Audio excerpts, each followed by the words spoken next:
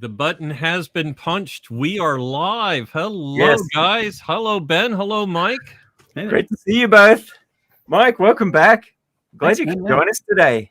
Good to be back. I was just saying this offline, but I'll say it again because it's true. Every time. I've got sorry circular reference. It. Sorry, got to mute us on the YouTube.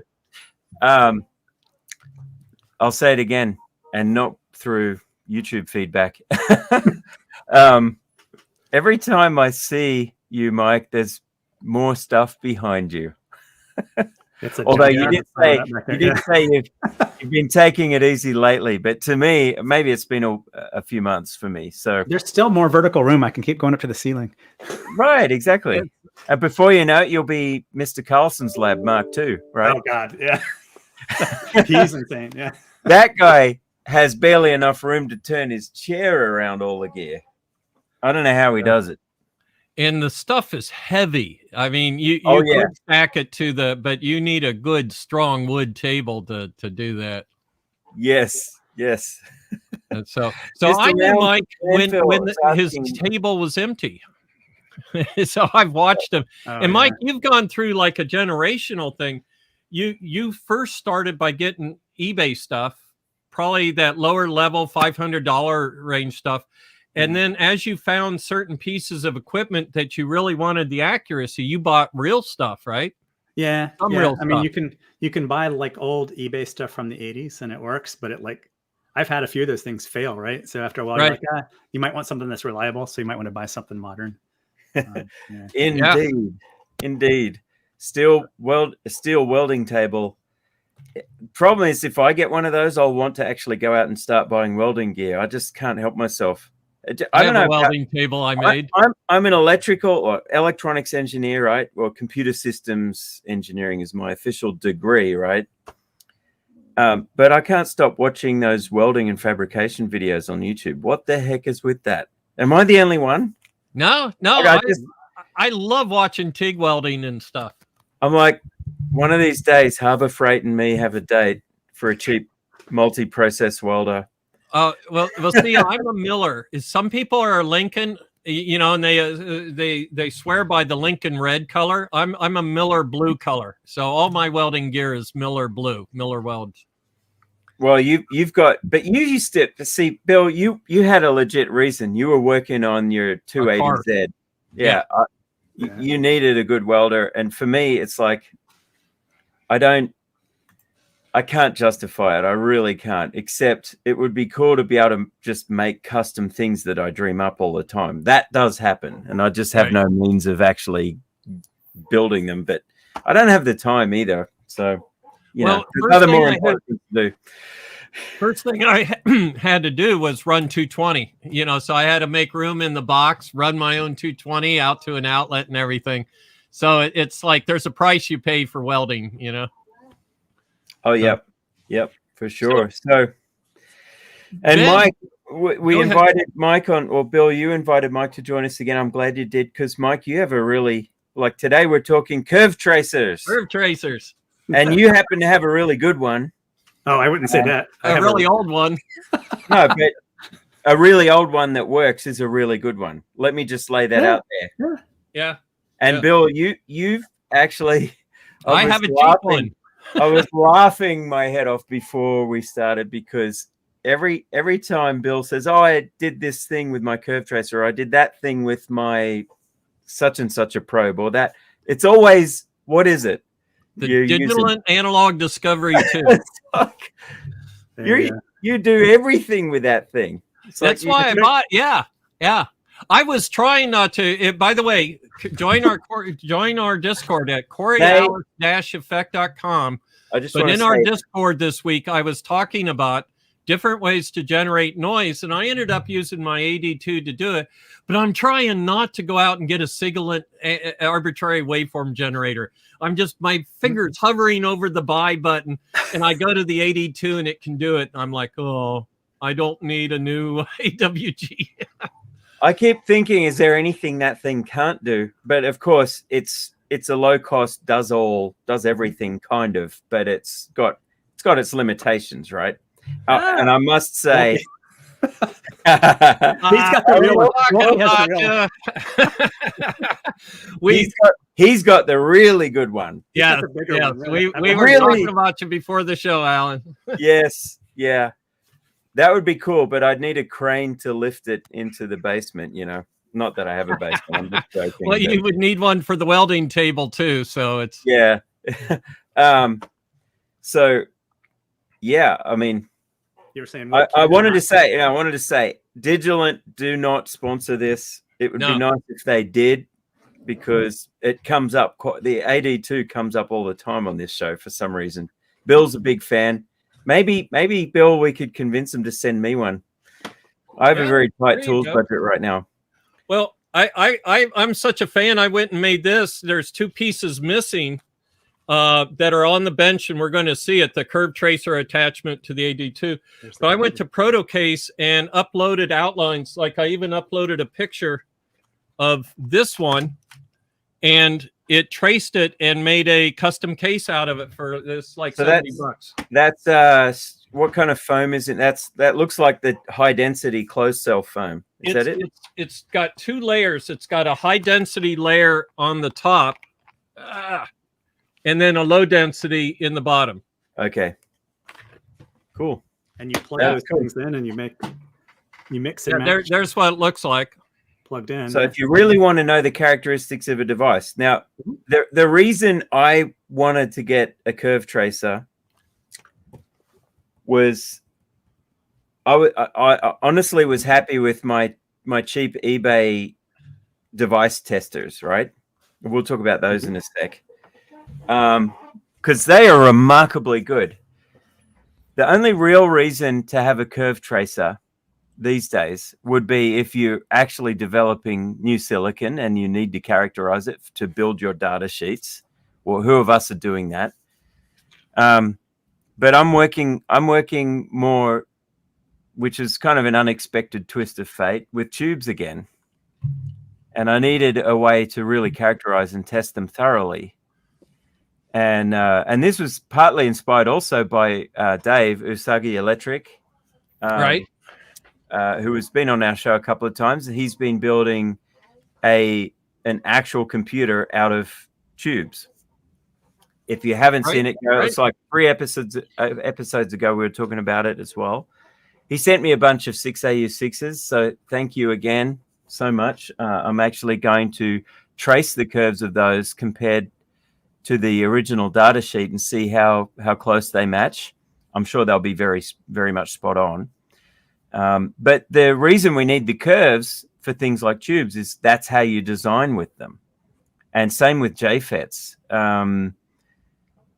If you want to design an amplifier or some circuit, you need to know the characteristic response, the VI curves, and so on. Right. So no, you need a curve to match transistors in power amps. That's true. Actually, if I want to do matched pair for a long tail pair for a low drift microphone preamp, for a high quality microphone preamp design, I'll want to do a curve trace and find 2 transistors which are as close as possible together, and they get matched and glued together with thermal glue to make a matched pair. Wow. For a long tail pair. That's right. I'd forgotten about that, but I was looking around. There's a bunch of curve tracer projects online, and this most of them were still kind of really looking at silicon. But I found in the Netherlands, I believe it's the Netherlands, the curve tracer, the micro tracer project on the DOS Forever website, dosforever.com. Right. Ronald. Let me just share the screen so I can tell you what I'm talking about. It's this place. So go to dosforever.com. This seems to be the most complete, most thoroughly researched, tested, and used and verified curve tracer that supports vacuum tubes. And this is the deal, right? I could build a curve tracer. I could use the curve tracing capability of an AD2, but it's going to be limited to maybe 50 volts, right? or less. 15. Yeah. 15 even. Yeah. If I'm testing power amp tubes for a guitar amp, I need to be able to send the plate upwards to, even maybe beyond 600 volts, depending on what the tube is, to really get the full thing. So this is incredible. I realized this guy Ronald, and we'll have him. He's agreed to be a guest on the show, so we'll come back when my curve tracer is built, because it just arrived, but it is a kit, and I have to assemble it first. There's some great pictures on his web. Oh, there you go. Yeah. Yeah. I used one as a slate. He put a lot of effort into this. So and they're really not too expensive for what I get out of this. It's really good value, but it will give you all the characteristic curves and other details about the device under test. It's specifically geared towards tubes. It could probably be, I don't know, if I haven't looked at it enough yet, but it could probably be used for other devices as well. That's a great looking PC board. Yeah, he's done a great job. This is the original version that he released as a kit, MicroTracer 3 Plus. So it'll go up to 400 volts and 200 milliamps test current. It's all driven by a PIC microcontroller. Okay. It is not open source, but every part of the circuit is documented on this website. So you can see all the details of how every single thing is done. If you wanted to, you could use his circuit, but write your own firmware. But I wouldn't bother. He's put so much effort into making this work beautifully. And so I got the MicroTracer 6 because I wanted to be able to test higher power tubes. So that's going to be up to 1,000 volts and up to an amp. So I'm going to need a honking great switching power supply to go with this. But all the converters and everything you need to generate the plate voltages are built in. He's got some big power transistors and inductors here for boost. Wow, is there high voltage on that circuit board then? This board will generate up to 1,000 volts. And he's got all the spacing and stuff on the copper traces for 1,000 volts. 1,000 volts is not that high, but yeah, he's got the spacing for it. It's all fully tested, verified. And look, I guess I'm the 273rd person to have ordered this. Open yours up. Let's this is what it comes with. Well, yeah. So I'll stop that. All of that. I do have to provide my own case, my own tube sockets, and main power supply. But everything fit in this. This is the international package for shipping. It's basically an A4. So they've really optimized it. I was just so super impressed with how this is all done. It's so clean and elegant. Anyway, and a postcard from the Netherlands and a thank you note. See, personal. Wow, that's cool. So we've got the micro and all the chips and version 6.29 firmware. How much did this cost? I think it's about $300 US. Okay. All the surface mount parts, all the resistors are here. You did share that you have to supply your own tube sockets. I have to supply my own tube sockets and my own main power supply and enclosure to put this all in. And then the whole thing communicates over RS-232. That's the funny thing about this kit, this design. I'm sure a lot of people ask, like, why didn't you use a USB to USB UART bridge, which would have been easy. I think because he just didn't want another surface mount part on the board. Right. The surface mount parts that are on this are very large. He wanted to and that makes sense. I guess the target market for a product like this is mainly ham operators who are restoring old, like vintage tube powered radio gear, or building new gear out of vintage tubes. And a lot of us, get off my stinking USB. Get off my lawn. Yeah, get off my RS-232 lawn. A lot of ham operators are in the older age bracket, so their eyesight's not so good. Let's just be honest. Alan, how's your eyesight? I'm not talking about walkie. I'm a licensed ham. Are you? Yeah. Mike's been talking about maybe going for his. You should do it. It's good. Like, but there's a gap actually. There's a lot of younger people doing it too, like teenagers, which is awesome. Hackaday staff, they went out and in mass went and got their certs. Yeah, so probably the smallest surface mount parts are those resistors, and you can see they're actually quite large. Yeah. I forget the size of that, but that's about the largest chip resistor size you can even get. Like a 1210 or something. Even bigger. Yeah, something like that. And then there's some MOSFETs, switching MOSFETs in, I guess they're SOT205s. So yeah, RS-232 means not having to have that extra surface mount tiny component. Yeah, so the main boost inductors there, the other boost inductors, it all fit in that box. Wow. There's additional through-hole inductors, snubber components. Now, are you going to build it with like the rows of banana jacks that I saw on his website where you set up the socket? Are you going to use a switch? I don't know. I'm probably going to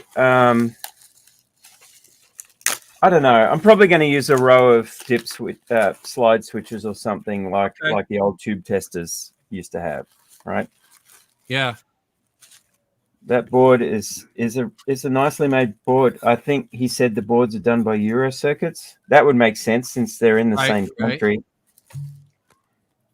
It's just a 2-layer board. There's no plane layers or anything, but for this kind of technology, you don't need there's no high-speed signals or anything on this. Right. I can see he's got the power traces with decent width and clearances, even clearances from mounting holes. Okay. And there are some tiny surface mount parts which were unavoidable. I think those are the ADCs and DACs. Right. And these are, I guess, these come pre-done, which is very, very nice that I don't have to solder those on. So these are the ADCs and DACs that take feedback from the switching regulators. The thing I really found cool about his design here was he's like, well, I'm not a power electronics designer. Basically, I'm paraphrasing. He doesn't actually say this on the website, but let me switch back to share that screen really quick because I'll show you what I'm talking about. He gives the entire evolution of how he came up with it, why he wanted it, and how he went through the design process. So if we look at the circuit, he talks about every part and applies controllers. And what you'll see is, if we look at, like, this is a high voltage supply for the plate. If you look at this, he's got the main input's going to be, I guess he chose to run off a 19-volt supply because you can get a used laptop power supply really cheap. And that'll be 19-volt at some high current, right? So it's got this, look at this, the main switching MOSFET that does this boost. This is a boost converter. Comes from RB1. That's a pin on the PIC microcontroller, directly driving the gate of the switching FET for a DC to DC converter. And then on the output side, he's got AN6. That's an analog comparator or capture and compare input pin on the PIC microcontroller. So it's actually using a PIC as a multi-channel DC to DC PWM controller device. Right. Which the problem there is if your processor crashes and leaves the FET turned on, you're going to have a little. You get smoke. That's right. Yeah. I did a ultrasonic thing years ago. It's kind of like a fish finder. And I did the same thing for driving the ultrasonics, except I used a second signal that said, listen to the first signal. And I had it set up, if the processor crashed, the enable would go away. For that reason, I didn't need to smoke it on a crash. Yeah, so one way you could mitigate that in this kind of setup, you could drive every signal through another device on the board, but you could drive it through a buffer that has an enable. Right, exactly. And if the processor crashes, the enable gets disabled and they all go high impedance. Yeah. But somebody asked if this will take 24 volts in. I would say I'll look at the whole circuit. I'd say it probably will. I would just double check some dissipations here and there. Right. Because there are linear regulators. There's some 7805 for driving the CPU and other logic circuitry. And I wouldn't want to. I've worked with circuits where we used a 7805 with a 24 volt input, and it was just driving a little bit of logic, but it was excessively dissipating heat. It wasn't beyond its limitations, but it was getting really hot on the board, and I didn't like it. In this case, it's probably a through-hole 7805, so I could attach a heatsink if I needed to. Right. But then he sort of goes through the whole evolution and comes up like, this is the entire MicroTracer version 3. I have the version 6, which is a further evolution again. But this is essentially how the whole thing works. We have the microcontroller controlling the plate voltage through this DC to DC converter and a programmable gain amplifier chip. This looks like a TV set. It's got like the basic components of a TV. It's got the voltage supplies. It's got the all the pieces really, here. Analog. Well, really, if you think about it, what is a curve tracer? It's a bunch of special power supplies that let you vary the voltage from anywhere to anywhere, right, within some range, and that can provide enough current that even if a device is faulty, like the supply will be okay, but it will clearly indicate the device is faulty. Right.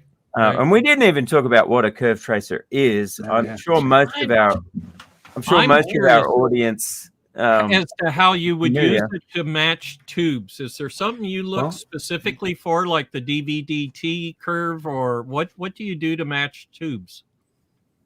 Actually, tubes, generally when people talk about matched tubes for amplifiers, right, they're matched at DC, not using the curves. They're matched just at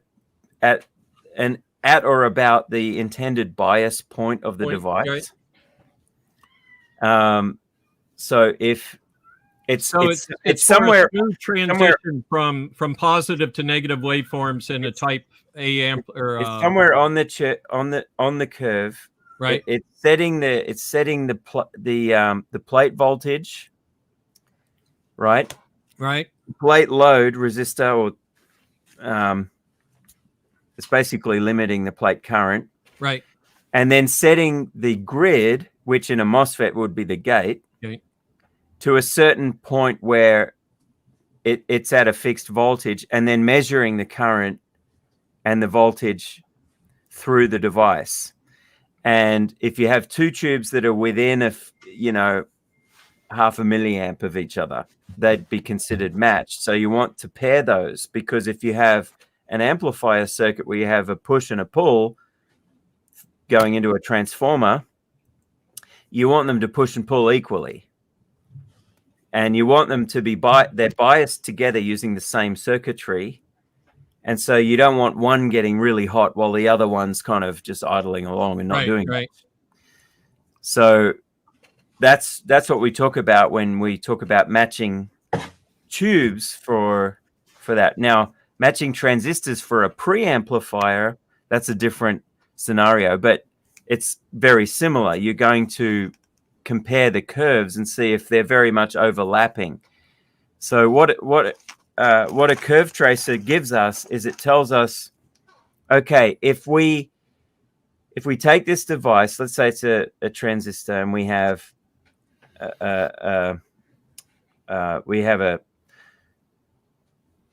my brain keeps saying source, drain, and gate. I've got to say, collector, base, and emitter, right? Right. We want to tie the emitter to ground. Then we want to set a certain voltage at the collector, a fixed voltage, and then we want to inject a small current into the base, and then see if we vary the voltage on the collector from 0 to, say, the maximum limit of the device. Right. How much current is going to flow through that? So it's a V versus I curve, and that's what you've got there with your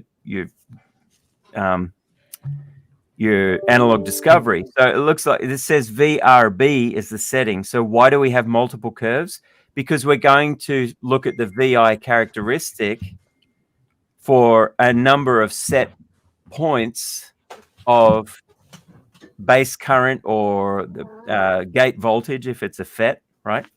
Right. Or grid voltage if it's a tube. So you set the grid voltage, and then you increase or sweep the voltage on the plate. That's the high voltage feeding the whole, basically the power supply to the whole circuit, right? And as you increase that voltage, we measure the current, that's the vertical axis, flowing through the device. And that gives us this curve. And it shows you, and what I'm seeing here looks similar to a FET, a JFET curve too, right? It shows us there's this region where with the gate voltage set at that fixed voltage, it goes up to a point, but then you can keep increasing the drain voltage, but the current won't increase further beyond that. Right. Because the gate to source voltage is what's controlling how much current can flow through the FET in the case of a FET. And it's very similar with a tube, a triode. And so so what we would do is we would generate these curves, print them out, and then you could decide how to bias the device if you're designing a single transistor amplifier circuit or a triode amplifier or preamp like we have in tubes. You want to set the bias point to put the tube in that region where, by changing the grid voltage, it's amplifying linearly or close to linearly. Now you might deliberately bias it down for a little choppiness or high to deliberately increase the distortion in one of the things that guitarists love about tubes and people who listen to records through tube amps as well is when they distort in a pleasant way because of the way that they have to be biased. They're usually soft clipping on the waveform, and then they start clipping on one side before they start clipping on the other. So it's kind of asymmetric. Wow. Okay. And that the harmonic content of the asymmetric clipping is what's pleasant psychoacoustically. So I'm just going on and on. This is not it's a warm tone is how I describe that soft clipping. The soft clipping is a warm clipping. That's right. Yeah. It doesn't even always sound like clipping. If I play a Fender guitar amp, Fenders are really known for this. Then they're not high gain distorted, like they're not for heavy metal, which is my favorite kind of music, by the way. But but when I'm playing guitar and I need a nice clean tone, the tone is set such that if it were a real Fender amp, I'm using simulators right now, but if it were a real Fender amp, it would have that soft asymmetric clipping, only just coming into the signal, and it's still a clean guitar tone, but it's just harmonically rich. So it sounds cool. So here's how my AD2, I just stuck an MPF 102, one of my favorite FETs, junction FETs from the 80s, 70s, which back in the day was like the closest thing we had to a variable resistor was one of these. I just remember in the 70s. But when I was a little surprised, I have not curve traced a FET before. And when I got this, I expected it to look more like the transistor curves or the tube curves. There's two different ways of presenting the curves on a curve tracer, though. One is the one you were looking at before, where so it's about your axis setups. So the one you were looking at before, that's how you traditionally would look at it from a design perspective. And if you look at the data sheets for JFETs, they'll have it like that. This one here is saying, what's your x-axis there? X is voltage 0 to 2 volts. From where? Is that the voltage on the gate? Because that's what that looks like. I'm looking for. Yeah. No, these are VRG equals 0 volts equals 500 millivolts. Yeah, I don't know what this is telling me actually. Well, this VI curve is like the diode VI curve, right? It's showing that if the device has its gate set such that it's in diode mode, right? Or it's like, because you know, like with transistors, you tie the base to the collector and it's a diode, right? And JFETs have a similar kind of property because there's a PN junction at the base at the gate, right? So if you tie it in a certain way there, so this is showing you just the raw properties of that PN junction and the silicon channel. Right. So this is what a diode would look like. But if you do a curve trace where you're measuring the drain current, right, while varying the drain voltage and keeping the gate voltage fixed below 0 volts at different points, then you'll get a curve much like what we were looking at before. Okay. So what that shows is how does the device's how does the drain current or the channel current, say, how does the channel current change with a fixed set of different gate voltages with respect to the source? Right. Right. So, Mike, you've got a curve tracer that is a little more old-fashioned. You want to show us what you got there? Yeah. So I would also offer a different view on this whole subject.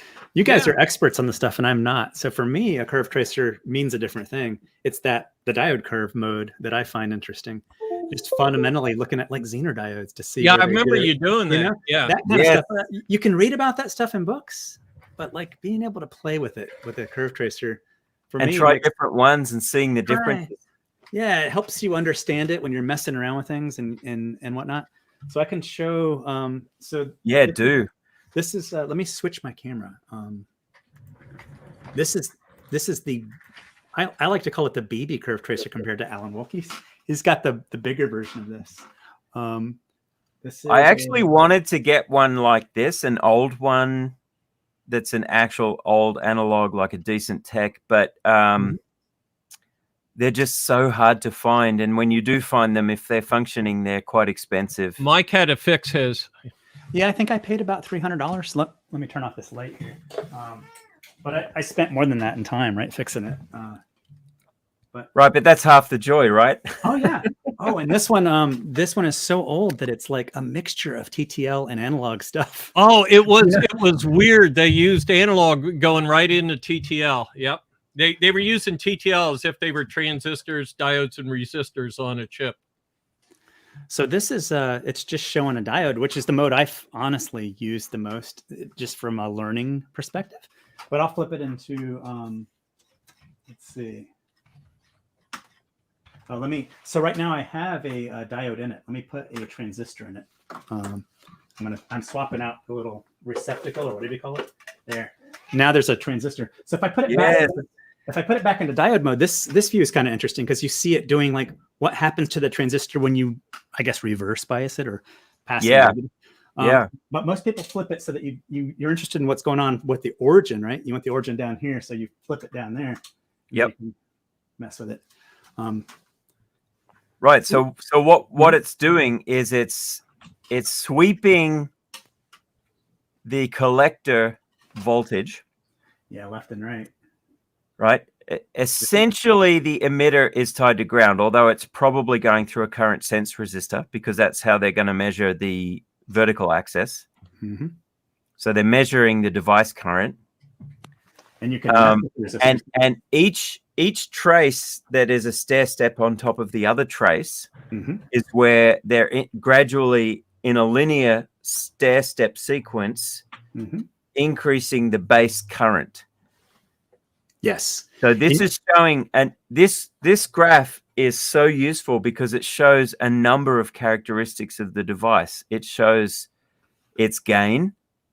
It shows how the gain, which is how much the forward beta of the transistor current gain, or HFE. It's showing how much current gain you get for at different collector voltage ranges too, because that can change. It shows you where the device is acting linearly and shows you where it's going to be nonlinear, which is where the curved knees exist. And if you put a transistor in the deep 4-quadrant mode, you might even start to see things like its avalanche characteristics, which is where it can't resist the negative voltage any longer and suddenly collapses. Yeah. And transistors can be used in avalanche mode. I've seen this done to actually generate a very high edge rate pulse. Let me flip it into another mode. Oh, it's not going to do it for me. There's another mode where you can just say sweep slowly. Yeah, so you can watch it draw each one. Yeah, it's not doing it. It'd be cool to have that if it had a phosphor display too, which would be like a storage display. Right. Wouldn't that be cool? Watching it draw the thing. That's the advantage of having one it's basically a digital device that uses software for the display, because maybe down the road we can get a variant of the software that'll do cool stuff like that. Do you have some Zener diodes kicking around you could put on that and show us? I don't. I'd have to go digging. I don't know where they are, but it does do what you'd expect. Yeah. You have that reverse thing where it drops in a nice steep way. And how do you? Because with the old analog scope-based curve tracers, how do you measure the scale? How does the scaling work on that? So the knobs are kind of like, they have numbers on the knobs, and you can read the numbers off. They tell you so it's per division. Per division kind of stuff. Yeah. And then part of it is you have to kind of calibrate it in a sense. You gotta make sure that it's all right. Yeah. So how would you go about that? How would you make sure it's accurate, just as a setup pass to make sure it's in, not to do a factory cal, but to what would you do to use some kind of device to test it and say, I can do the fine adjustments on the graticule here and there, X and Y, using this device, because I know when it gets to this exact line on this device, that's accurate, right? Yeah, and I've put a resistor on it to make sure that the math works out. That it's got the right slope and all that kind of stuff. Yeah, actually, probably just a precision resistor would be enough, right? For what I'm using it for, and to be honest, and it's like it's a typical old Tektronix book. You can go through the manual and go through all the calibration steps, all 20 of them or whatever, and adjust all these things. But you're right, you could just take a normal a resistor, slap it on there, and tweak it till it's good enough for it. And I've compared it to what the Analog Discovery does, and they produce the same curves, Well, that's cool. That says something for the analog discovery as well. Yeah. So, yeah, I'm looking to see if I can put cursors, on the slope here, so I can read out exactly what the numbers are, which would be an advantage of the digital stuff versus the old. Well, tell me, the software that comes with the AD2, does that'll give you reports and outputs you can generate from it, where it'll actually basically take a printout of or generate an image? I know of, and or do you have to just use a Windows screen grab? Yeah, and my AD2 actually has it must be the hardware on my computer, but when I try and do a 3D graph, it crashes the waveforms program, because they can make it so you can see a whole mesh graph in 3D. And that would be cool. That would be cool. I was going to show that. Well, you could generate that other ways, probably even in Excel, if you can output the data to a CSV file. Can you do that? So I can output it to a DWF3 work. So they have their own. You can save the waveforms, and they seem to have their own format for doing that. But there's a way to save them. Yeah, that's cool. There's an export. Can you do export? What's on there? Export. So you can save the data out. CBS, and you could do it just as XY source data text. So that would be how you would do it. Yeah. So you can save the data out and then just throw it into Excel or Google Sheets, right? Right. Yeah, it's a CSV, so it does. All right. That's Keep kind talking. of. I'm going to load it up in Excel while we're talking here. Yeah. Well, I'd love to see that. Oh, it's on the other machine though. That's an RDP. Can you just open up a Google Drive and put it in a? You could put it in a Google Sheet in your browser. Yeah. Just an idea. Yeah. If all you want is like a normal just diode mode curve tracer, you can also make like these octopus ones. Wilkie has a video on how to make one. You can almost just figure it out. You can figure it out on your own, right? As a kid, yeah. You're just because all you're doing is you're sweeping a voltage and measuring a current. Yes, and you can do it yourself. You don't even need someone to tell you how to make one. And any scope, any scope. Well, for that matter, any oscilloscope within reason, any real oscilloscope could be turned into a curve tracer because they all have X, Y, and Z. And Z, so you need some blanking, right? So Z is the brightness of the dot, or basically, is it on or off? So there's going to be retracing times and things like we had in television. So there has to be a blanking period where you turn it, do the stepping, and off. Then you need, and this is exactly how this microtracer works.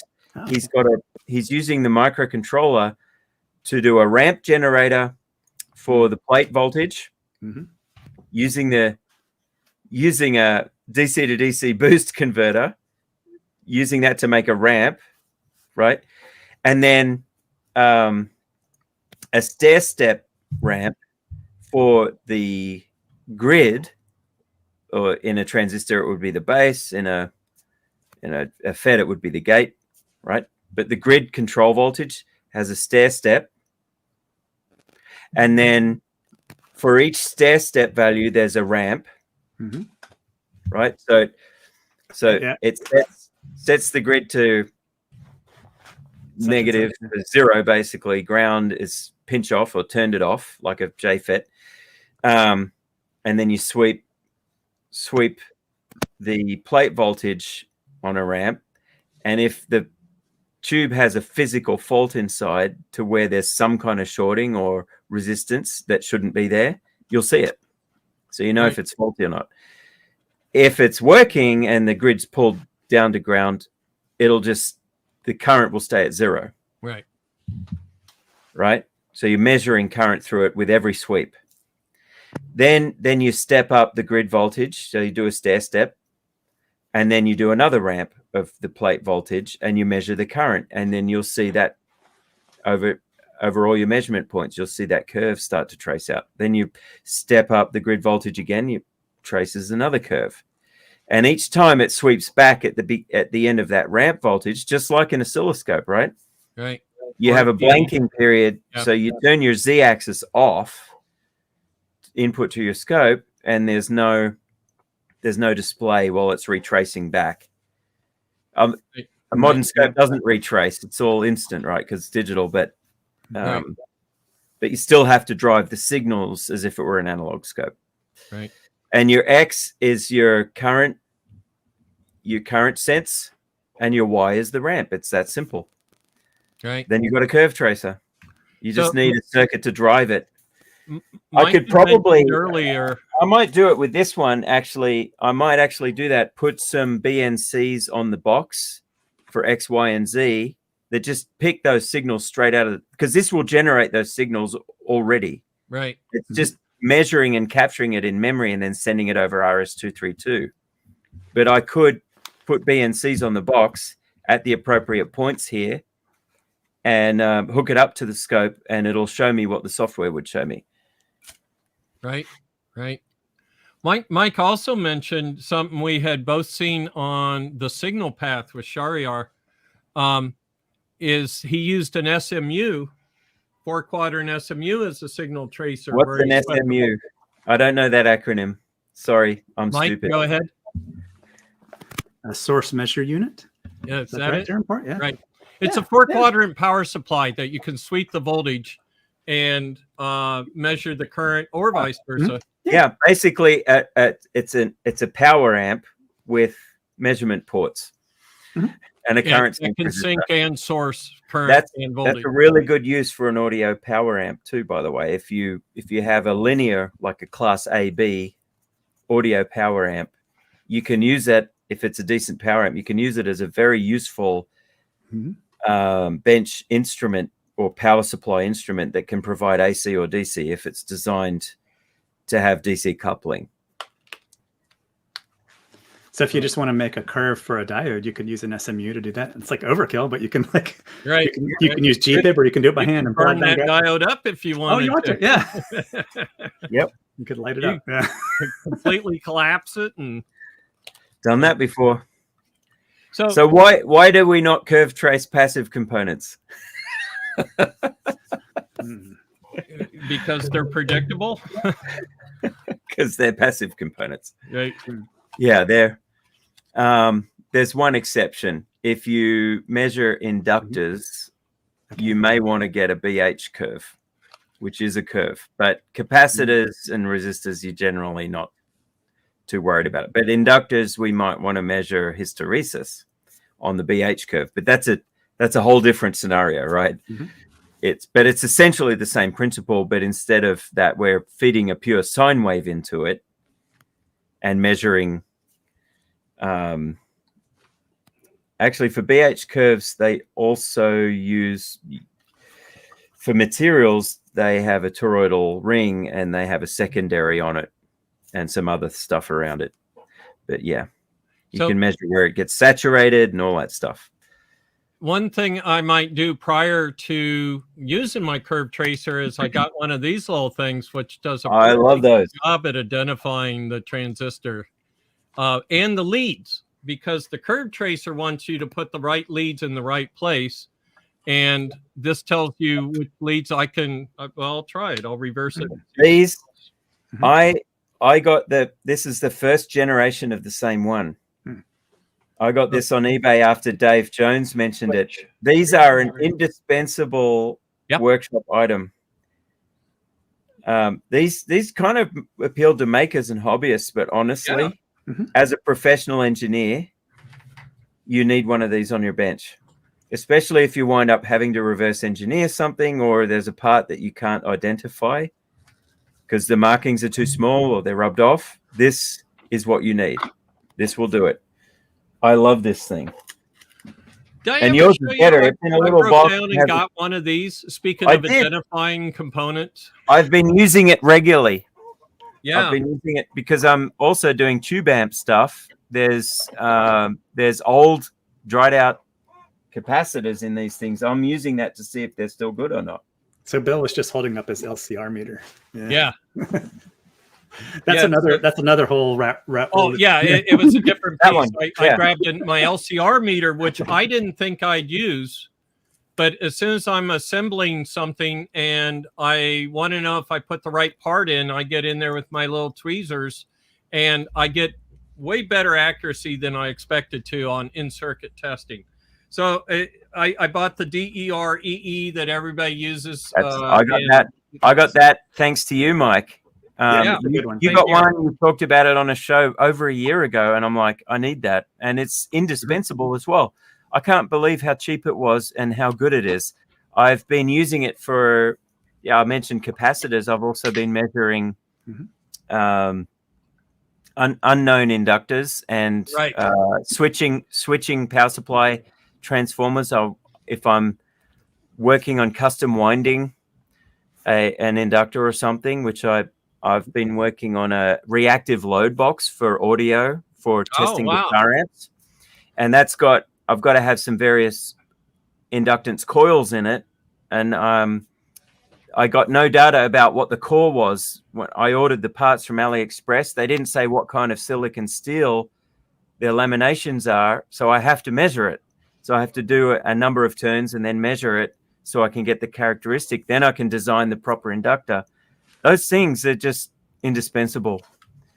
And they're accurate. I've compared it to like a real honest to goodness old HP LCR meter, the big one, and they give the same. So the yellow DER things are good, and they're popular. I can vouch for it.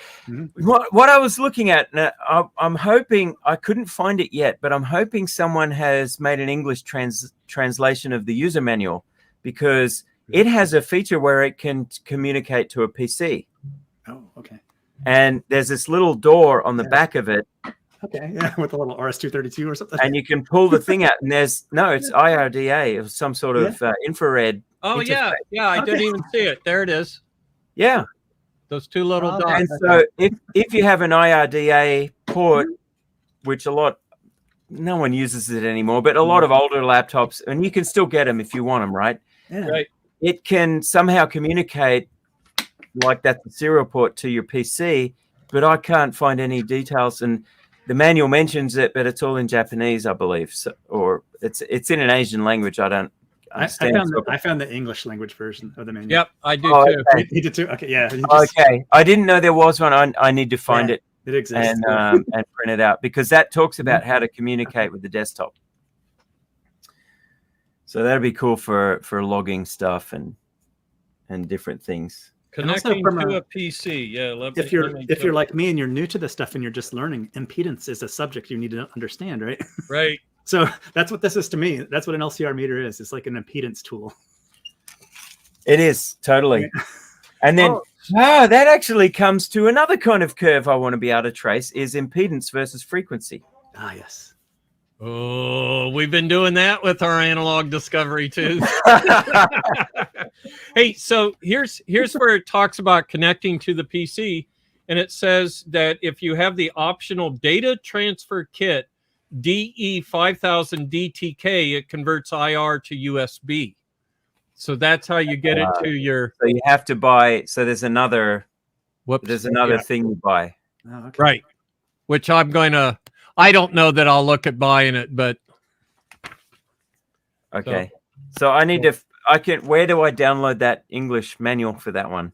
I might have a copy of it if that would do you good enough. Yeah, I do as well, I think. Is it DE5? I'll just search it. I should have. Remember I found it. Yeah. Well, if it's small enough, I'll throw it in Discord and tag you with it. Oh yeah, if you have the PDF, just shoot it over. Yeah, that's what I'm saying. I try and keep all manuals for stuff like that. ET Labs. I just found it. Ah, very good. I should have just Googled it straight up, but I guess, I get distracted. Okay. Oh, yeah, I make videos. I get so. Well, I had somebody send me something. Hang on. Wait, I lost my StreamYard. I see you. You're still with us. Yeah. Yeah. I just can't see anybody else here. Hang on. There you are. So somebody sent me this, and I apologize. I've forgotten who. But this was designed by Lob Zega, And I believe it is a VIC chip emulator because it's got a LumaFix jumper down here. This appears to be what it takes to replace a lot of stuff on that. Yeah. Let me guess, the chip on top and the USB-C port is really for programming and debug? Probably. Yeah, it's got a USB-C connector. And so what documentation came with that? Nothing. It just showed up and I'm like, oh, cool. What's it do? So I'm going to have to Google around for it a little bit, but it's called a beam racer. Let's see what that's. But so it's amazing what people are doing to fix old VIC chips and stuff. So there's our retro for the day. Well, talk about retro. Before the MicroTracer 6 kit arrived, I didn't know how long it was going to take, so I went on eBay. Shame on you. What is that? That's cool looking. This is a basic tube tester. Oh man, the Lafayette I forget the model number. Oh my gosh, these are everywhere, and this is the cheapest one you can get on eBay. Problem I discovered after placing the order was that this one needs some TLC, and they are very limited in, like, it has a list of tubes in the manual, including some pretty big power tubes, but the power transformer inside this is tiny. It's maybe, if you're lucky, a 3 volt amp transformer. So I very much doubt it's going to be able to deliver the kind of plate currents that could legitimately test if a 6L6GC is actually in good shape or not. But I might rework it. I was going to actually take the lid off, show you inside, because it's crazy how these things.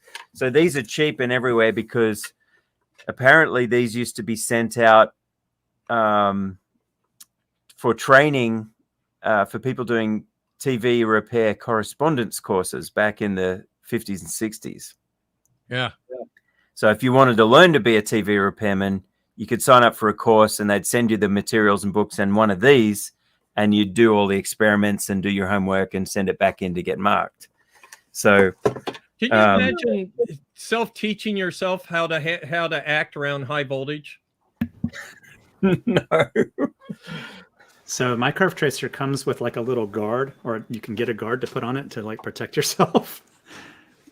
Right. Because you can crank it up to 1600 volts. So is that a beam racer?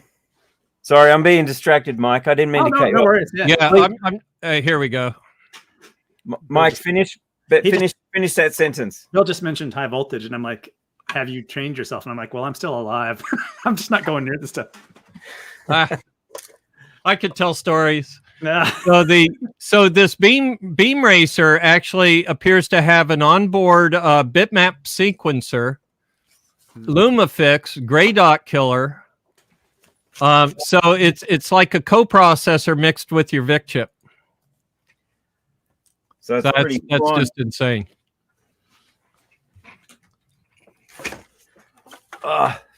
Getting tangled up. You still couldn't see it. Jesus. Hang on. It's the wrong screen. I see what's going on.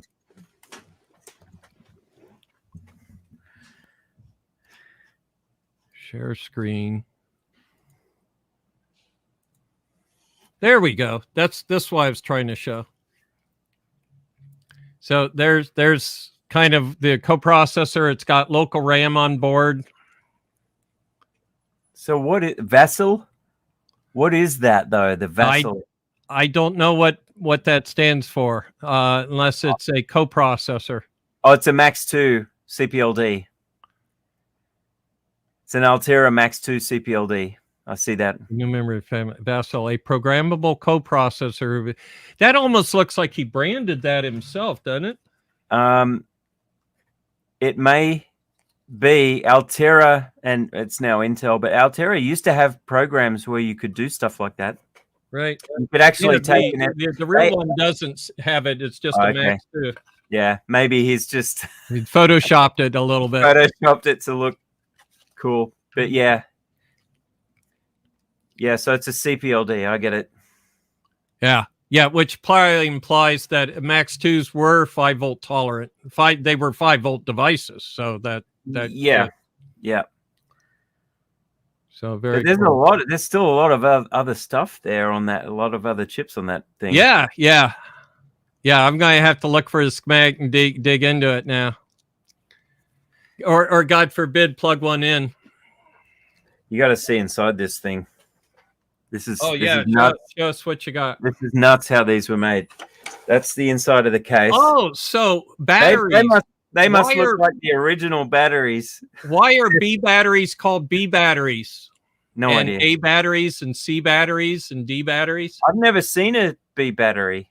Well, it used to be the 200-volt battery that drove the plate. They were named after the functions they do in tubes. So there was a bias battery, a cathode battery. I'll have to look them up, but they were named after the voltages that they. So you shouldn't need a battery in a line-powered tube tester. This one has 3 volts, and I think negative bias or something. I think it's for negative bias because it was cheaper and easier. That whatever year this was made, silicon was still not really a thing yet. It has one diode inside, which is germanium, and so it was probably hard to get that without a more expensive transformer and tube diode rectifiers. There's this tiny little transformer here. Maybe it's only 1.5 VA or 2 VA. It's small. This is a freaking rat's nest. Look at this. Oh, that's how I used to fix stuff like that. And the short indicator is this neon bulb in the top. No insulation on the wires, but hey, I guess it worked. Mm-hmm.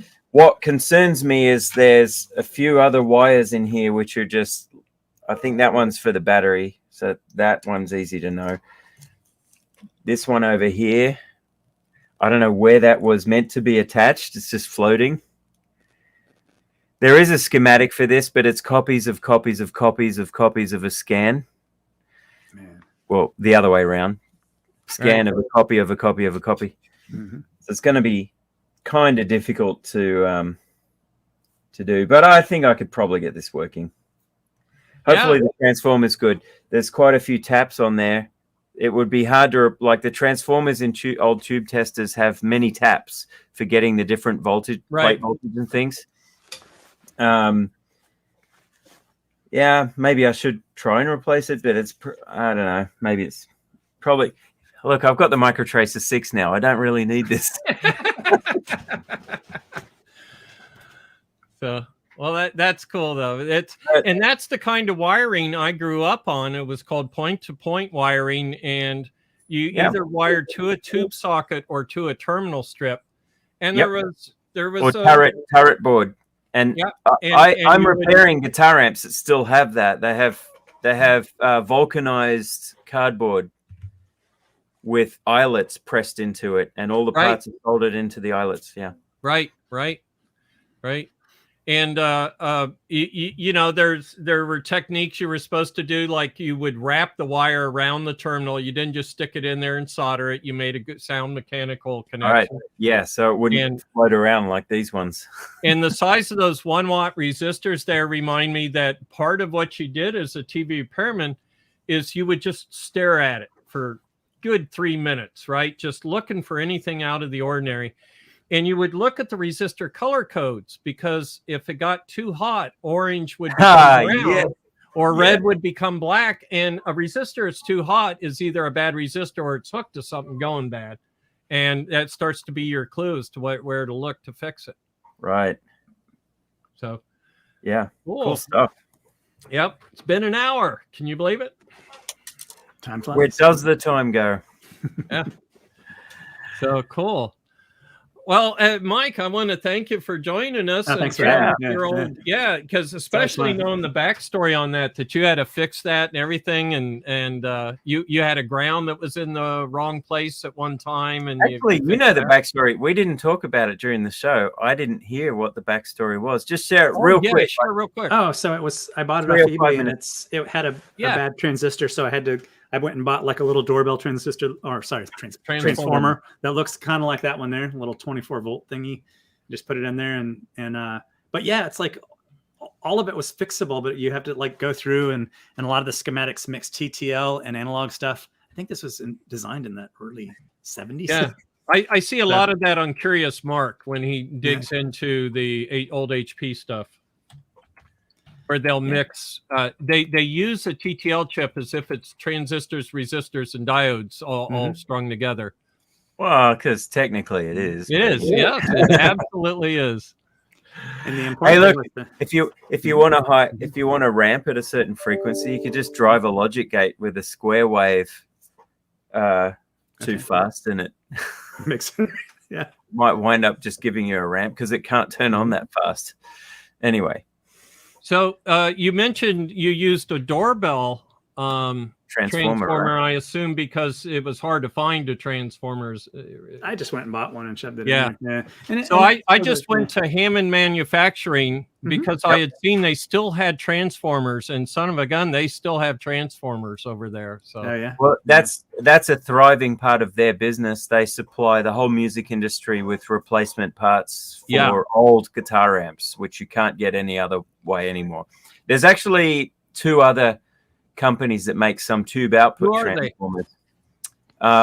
One is in LA called Mercury Magnetics, and they're horrendously expensive. They're marketed as really boutique. Yeah. Actually, they will sell a $300 tube output transformer to someone who doesn't need it for their perfectly well functioning Vox AC30, but they'll put the Mercury transformer in it because they sound better. Yeah. I don't know if you could actually quantifiably measure it, but they're really, really high quality, and they've got some cool articles on their site that explain how transformers can be accurately modeled in SPICE and things even. And then there's so Hammond, Mercury in LA, and there's others. There's many all around the world. I think there's even Chinese factories doing it, of course, too, because you can buy tube hi-fi amps off AliExpress. So people are making them. But the other one I was thinking of was Triad, that mainly are known for power transformers. I remember Triad, yeah. But they have some that are targeted to audio. Yeah, they do signal conditioning transformers too, if I remember right. So yeah, well, that's cool. Yeah, because we used to just go down to Radio Shack and there'd be 6-volt, 12-volt, 24-volt, wide selections, and then back then you could get multiple output transformers regularly. You know, they'd have a B winding for the 200 volts. They'd have 6 and 12-volt outputs, and they have like 2 sets of 12-volt outputs, one for heater and one for your circuit and stuff. And now you just don't see them. Yeah, 8 to 10 secondaries. I'd say this is a comment from Tosca. The tube amps. I'd say maybe 8 to 10 connections. I don't know about actual secondaries. So you need one main secondary. Look at a Macintosh amplifier. One main secondary for your plate, which is center tapped because you're probably going to have tube rectifiers, and an extra tap off of that for bias, which it's just negative half wave rectified to generate a negative bias voltage. Then you need a filament winding, which ideally should be center tapped so you can tie the center to ground so you have reduced hum and noise. That's at least what you need. You might have more if they have feedback taps then for linearity and stuff, and it's like the juju. You know what? I'm totally wrong. I have to say this, I'm totally wrong. I was thinking of the power supply transformer for a tube amp, not the output. And he meant the output. It's true. Yeah, for a Macintosh, there's tons of taps. So I equated it for plate and screen and other control grids. So they might even be using tetrodes. They'll use like 2 different feedback paths, one deep into an preamp and one into the amplifier. I liken it to if you know about Harley Davidson motorcycles. with Harley Davidson, the title travels with the engine, not the frame, whereas other motorcycles, the title, well, with the Macintosh, the title travels with the transformer, not the tubes. I mean, that's how specific those transformers were in my book in the old days. It's where they got the amazing linearity and stuff out of it. Right. But getting all that linearity is about reducing distortion. Right. And that's the the hypocritical, that's probably too strong of a word. That's the counter to the argument of having tubes in the first place. Yeah. But you want some feedback and some linearity because you don't want it to just be horrible. Well, right. You want the distortion when you make the music, but don't you want to hear the distortion distortionless when you listen to it, right? For me, normally, yeah, I'm for high fidelity audio, I'm very happy with Class D. Thank you, and its efficiency. Because I'm another thing we didn't have when I was young. Yeah, engineer and a scientist, and Class D. THD will measure higher, but it's basically to be ignored because it's just artifacts of the switching. If you have a good output filter, then